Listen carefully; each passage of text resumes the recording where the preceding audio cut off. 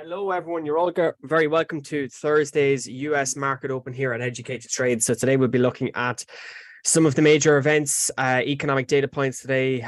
We've had core PCE coming out at 1:30. We've had US growth figures coming out, and we've had other figures coming out as well at 1:30. So today we'll be digesting all of the data this morning and this afternoon, going through where we currently reflect in the price action within the markets and setting a tone for the afternoon, obviously for today's US session open live here on YouTube. So tomorrow, obviously, we do have month end, so it'll be interesting to see how does the market's dynamic shifts as we end H1, as we end Q2 of 2023. So I suppose without further ado, first things first, everyone, let's look at the data today. So today we've had higher than expected consumer prices in Germany. We've had relatively stable growth in the US economy. So GDP annualized is coming in at 2%, v 1.3. Price product index is still laboring a little bit. So that's obviously going to factor into price stability, which of course is one of the Fed's mandates. And of course, if you were listening to yesterday's ECB panel meeting with Ueda, Governor Ueda from the BOJ, Fed Chair Powell, ECB President Lagarde, and Bank of England Governor Bailey, you would have seen that the price stability metric was very heavily discussed amongst other relevant economic data. So, of course, GDP overall is still holding up relatively well. Core personal consumption expenditure is down, which is generally a good thing. But when you look at the broader markets, I suppose that's been the narrative of today's Zoom. Even though we've had fairly stable growth and higher annualized growth, the indices has still actually moved lower at 130. So that's nearly a buy the rumor, sell the fact scenario, that it's not always going to be as expected when the news comes out. And of course, you will get market manipulation, you will get liquidity grabs, you will get slippage. And that is something to be very, very conscious of when trading economic data. And that's really where we are kind of from a data perspective into 2:30. Now, of course, at 3 o'clock, we do have pending home sales data coming out as well. So that is something that factors into CPI data, inflation data, because we know that housing is a fairly strong composition weighting in current US CPI inflation data. So, of course, worth keeping an eye on home prices, home sales, and obviously retail sales prices in the housing market is obviously something to focus on into the next CPI data. So as we look at the markets today, I suppose first things first is starting with the indices. We have seen that gradual grind higher in the indices through the course of really yesterday into this morning, where we actually did see indices kind of touch or test that 4,400 level on the S&Ps. Now, since then, as I said, in the last hour or so ago, really from 1:30 into 2 and from 2:30 into the open, we have tailed off. So we are trading around about 25 points off the highs, and we are sitting at kind of the value area from where we were yesterday, finishing off really that kind of movement yesterday into last night's close. So we were back into yesterday's value area, which, as we said, is around about that 43.75, 43.80 level.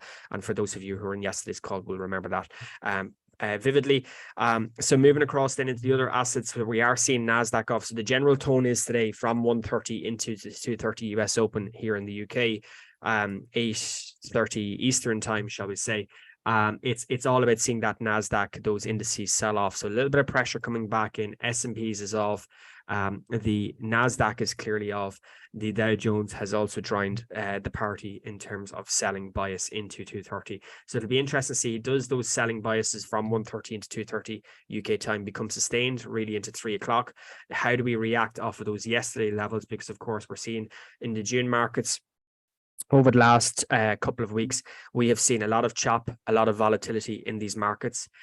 We have seen a lot of vivid back and forth movements on an intraday basis. So from, like, if you were, let's say, a higher trader, higher time frame trader, you're finding it more difficult to run those positions. And the reason why is because there's so much chop and volatility navigating. And that's more kind of a primary offset because of the fact that we're in tighter markets. We're not getting like vivid, clear trending price action. We are in some assets like gold, for example, but indices has been a very trickier asset, shall we say, to trade in the last couple of weeks or so. So it's all a bit important to identify that clarity, being able to put that structure in terms of dynamic, and at least that way then you've got a process in which you can follow, which is fairly easy to maneuver around given the market conditions. So that's kind of where we are into the indices. So we are obviously seeing US indices currently and continue to sell off. In the FX markets, we've seen cable, which was holding up relatively well this morning, is all the way back down. So that's again factoring back into traditional correlation, whereby if we do have weaker indices, let's say like the likes of the S&Ps, NAS, and Dow Jones, you're going to see filtration into dollar strength. And of course, if you were to look at the DXY today, very, very strong component, back above 103 in the last hour or so, and is laboring again up here around this 103.30 level. So that's really kind of where we are. We're getting very back and forth movements. Yesterday, or very, very early this morning, shall we say, we've gone from rallying dollar to pullback, creating new lows. But of course, the narrative is picked up again with stronger dollar. So we're seeing that risk aversion play out very, very nicely. So that risk aversion in the likes of the indices, in favoring of the DXY and stronger dollar in the FX G7 markets, is also factoring into fairly strong movements in selling bias in terms of gold, right? So gold is now broken through the 1900 level. It's still continued to trend higher. And we talked about it obviously last week. We talked about it this week, Tuesday, Wednesday, Thursday. This gradual assimilation and downside price action is still being brought into consideration in the markets, despite some of those macro fundamental events we talked about with Russia over the weekend and other laboring conditions, like what we saw yesterday in what was a very, very hawkish panel meeting chaired by the ECB yesterday. However, we're still seeing obviously gold prices decline. We're still seeing that safety into the dollar. We're still seeing Euro USD migrate to the downside. We're still seeing pound pressure migrate to the downside. And obviously, as an offsetting factor with that, what has been a fairly good month for indices, broadly speaking, up until about the last week or so, the last couple of weeks or so, you will see that for the early parts of June, we're still up comfortably for the month, right? This is where we were at the beginning of the June, Friday the 2nd of June, Thursday is the 1st of June. We were down here at 4,200, 4,250. We've topped out at 4,450. We're now in kind of a state of midpoint between 4,340 and 4,400. So we're in that kind of 1%, 1.5% range really for the last now, let's say 2 weeks or approaching 2 weeks, which shows that the indices, as I said a moment ago, is still very much consolidated, is very much choppy, is very back and forth. So we are getting intraday moves up and down, but it's not with any sort of greater degree of clarity. So that's why the next move, I think H2, after the options expiries in June, obviously, the reconciliation of funds at the end of June, the redemption dates of June, and then, of course, moving across into H2, I think hopefully we shall see more clarity in the markets, a little bit easier in terms of directional bias with these stock markets, because we know, obviously, 2021, 2022, very, very negative. 2023 been incredibly positive. You look at March highs of the S&Ps, where we've come from since March, April time in all of these indices, like, for example, NASDAQ, which is up 40% in the last, let's say, 3-4 months in particular. It's going to put some pressure, right? So there is going to be periods of consolidation. There's going to be holding periods, and then we're going to start to see the markets move again. So I suspect you're going to see chop and volatility into month end. And then I suspect you're going to probably see a little bit more clarity, or hopefully more clarity in July. And then obviously tailing off probably again for more continued summer market, traditional volatility in August. So that's where we are at 2:30. Now, if we look at the market profiles, right, just bringing in our value areas first. Sorry, folks, let me just bring this up. Had it open there a second ago. Let me just rejig it up here for a moment. You will also see here, if we look at the S&Ps really to start off with today, let me just recalibrate that. So this is where we were yesterday. If we start off with the SPX 500 from yesterday, just to recapitalize, because we talked about that market profile, that value area around 43.75. So yesterday we were in kind of a 10-point range. We did obviously migrate to the upside. We did see a little bit of reaction of 44 yesterday into the tail off into the close. Fast forward 24 hours to today, we are seeing price action continue to hold 4,400. In fact, we did knock off 4,400 back down into yesterday's value area. So yesterday's value area, 43.75, 43.77, that type of region. And as you can see today, the markets has come back down into yesterday's value area. So that again shows that the markets isn't necessarily moving in a sustained trend direction. It's migrating between value area to value area. And idea there is factoring into consideration is, right, we might make an impulse higher or lower, but it tends to mean revert. It tends to pull back to those value areas. So if you use similar things like footprints as well, you'll see that migration up and down. You'll see a lot of chop. You'll see a lot of volatility. And that is something that's very, very prevalent in these markets at the moment. And of course, if I bring in the footprints, if we bring in the footprints on the S&Ps, again, just to kind of enlighten that, just give a little bit of extra additional information on this as well. You'll see as well. So this was the yesterday's move. So this was the footprints yesterday. We got that clear break. And now obviously this is futures pricing. So just factor that in, futures pricing, and the traditional retail brokerage pricing is going to be slightly off.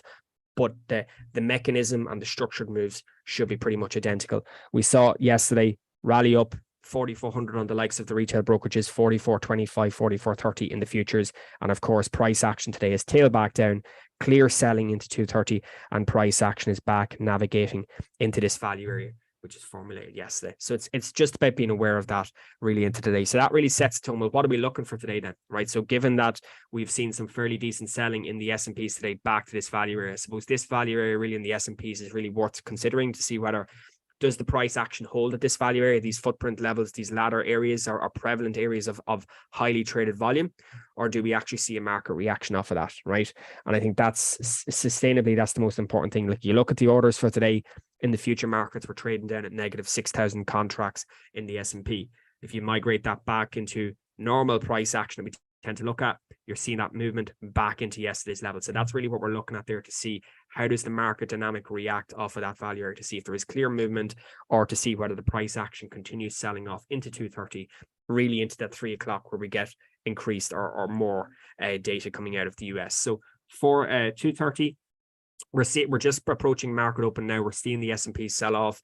Nasdaq is obviously approaching, getting back into yesterday morning's area, but of course as well here around this 14,900, 950, I think is going to be sustainable. So worth keeping an eye on that. Obviously, pricing will be relevant to your brokerage and your exchange as well, but price action is definitely selling off into 230. So I suppose it's just a case of see, does that become even further crystallized and elongated into 3 o'clock and setting that bearish tone for the day, because we're very aggressive Tuesday. We've had a little bit of a pause yesterday with a close higher. We've tried to break out through 4,400 and we're migrating back down. So there wouldn't really be anything surprising us now to see price action potentially take out the value lows in the likes of the NAS in terms of the S&Ps, the Dow Jones, and actually migrate to where we were on Tuesday. And if you go to the Dow Jones, you'd actually see yesterday we sold off fairly close back into this value area that was traded right through the tail end of last week into early this week, in Monday and Tuesday. We got back to it. We obviously held above it. Aggressive move back up to 34,000 on the Dow Jones Wall Street.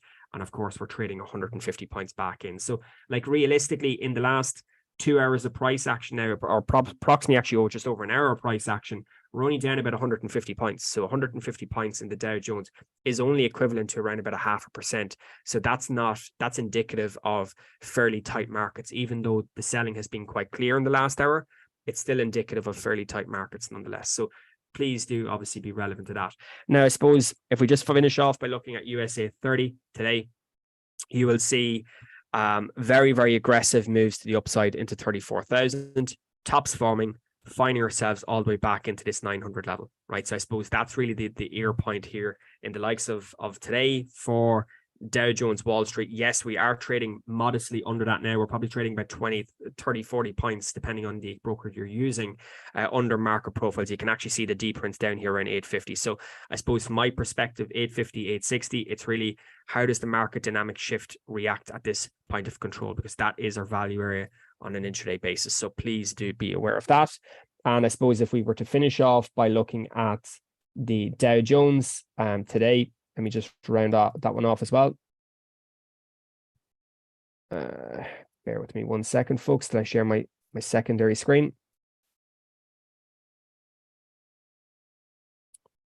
Okay. So this is the footprints for the Dow Jones as well. So this was the area yesterday. Fairly decent couple of days, as you'll see, with the 4-hour blocks. You'll see some fairly decent selling yesterday, particularly after the open or into the open, migrates, levels off, and then we start to level out. And then, of course, we had that little bit of a pop today on thin liquidity up into that 34,000, 34,100 level on the futures into 250. And then, of course, we're back down again with some fairly decent selling today in really since really 1 o'clock, 1 o'clock into 1:30, as we said, with the data. So price action is back into really yesterday's value areas. So really worth keeping an eye on that to see, do we actually keep our head above water, and can we migrating back into positive territory? Now, just as I say that, and I move back to the S&Ps, you're seeing the S&Ps actually turn a little bit green on the open as well. So we're starting to see a bit of a leveling out. You can see that we have seen a little bit of a bounce here from the value profile. So worth keeping an eye on that one. So it's really a case of bouncing off the value area from yesterday, 43.75s, and ultimately trying to take out 44s, 4400s, or do we actually take out or close underneath the value area from yesterday and go back and work ourselves back into where we were on Tuesday? So there are the two scenarios really for today, and of course into Friday month end. All right, so that's pretty much it, folks.